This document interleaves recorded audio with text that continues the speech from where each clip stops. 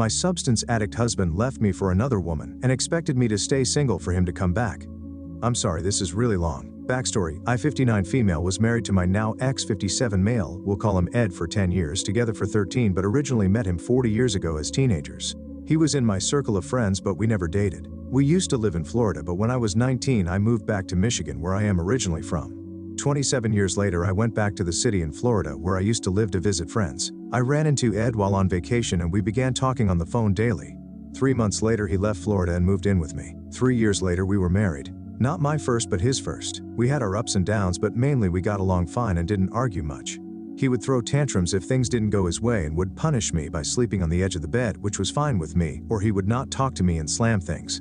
2 years into our marriage things went horribly wrong when he got into substances. It was horrible. One night I finally had enough and was on the phone with my mill telling her I was sending back to Florida when the sheriff's department knocked on my door. Someone had found my husband unconscious, severely beaten, in a ditch a block from our house. We lived in a small village with woods across the street.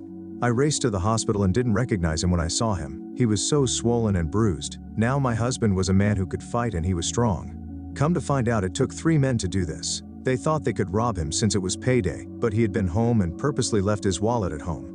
I sat with him 24/7 while he was in neuro-trauma ICU. I slept on a couch in his room. I prayed over him. I bathed him and took care of him even after he came home. This actually saved his life. He got clean and went back to work full-time, always putting me and my grandson first before his needs. He went to work and came home. That's it. 4 years later I finished my education and became an ordained priest and have been the pastor at my church ever since. At first he didn't mind, but then he would say things like, "I didn't sign up for this," even though I never pushed church on him. I knew he believed in God and he prayed daily. I would invite him to Christmas and Easter service, and he also came when I ordained, and when my grandson, who calls him Grandpa, was baptized. For several years things were really good. Then suddenly he began coming home from work, showering, changing clothes and leaving. At first he said it was to watch whatever sports was playing on TV because we didn't have live TV. Then he told me he'd be back whenever he got back. Then, things went back to how they were. We laughed a lot, we joked around, and I began getting the usual kiss goodbye before he left for work.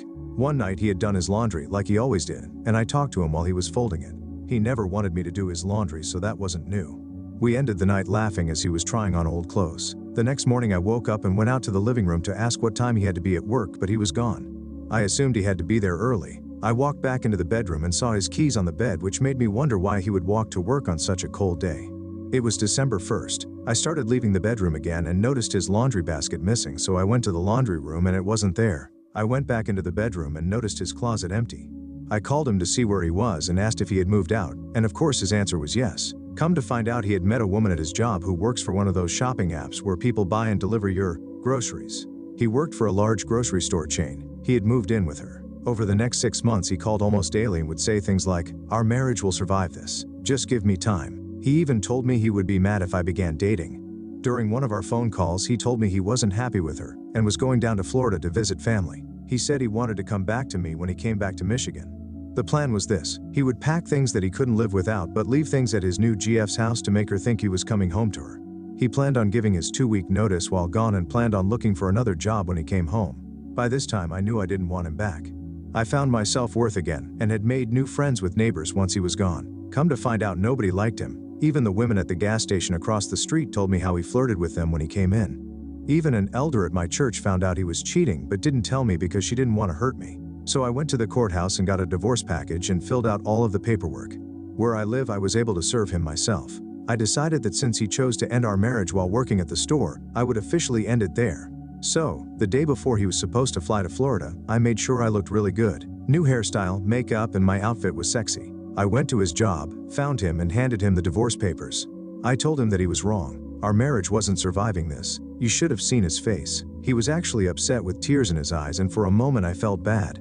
Then I reminded myself what he had done to me. He didn't just leave me in the middle of the night, but he stopped talking and doing things with my grandson, who thought Grandpa was the greatest. He left me in a house that I couldn't afford without him, and I would have been homeless if my church wouldn't have paid for an apartment. He told me women were stupid. He actually thought he could come home as if nothing happened. That was one thing he said to me on the phone because I never brought up the past. Last week, 6 months after our divorce was final, my car was repossessed. When we were together, he got 2 loans, and I agreed to use my SUV as collateral because I never pictured my life without him. He stopped paying on his loans, so they took my car. I wasn't notified because they sent him the letters. They wanted me to pay off his loans to get it back. I burst out laughing and said that will never happen. Update 10 days later. My now ex-husband got a loan while we were married and used my car as collateral. A year later, he left me for someone he met at work. He kept telling me that our marriage would survive, just give him time. He ended up not being happy with her and planned to come back to me after he left to visit his family out of state. He planned on not telling his GF he was leaving her and was only packing what he couldn't live without. His plan was to return home to me when he came home.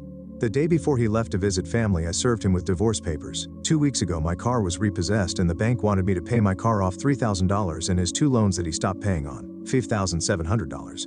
I was willing to pay my car off but told them I'd never pay for his loans and they refused. Here's what happened since my post. I found out where my car was being held at. 2 cities away. When I went to their website, I discovered that it's also the location where they sell the repossessed cars during an online auction. They hold it every Monday for 24 hours. I called and asked if I could have my belongings out of it and they said yes. When I arrived, they had my things in a bag, including my license plate.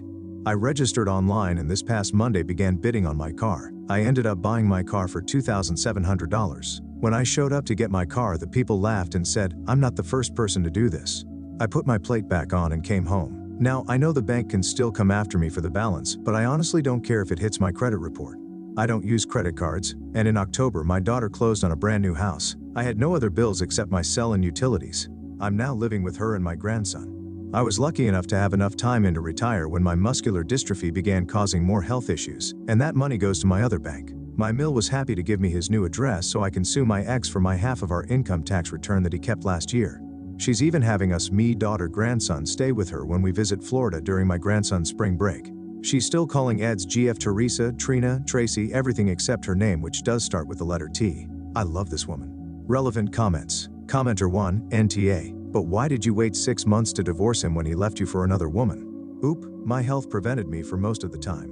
I was in the hospital 31 days and then had to get my strength back. Plus, I didn't want to explain I was getting divorced again, but mostly my health. Commenter 2, but you kept answering his calls on a daily basis while he was actively living at his mistress's home.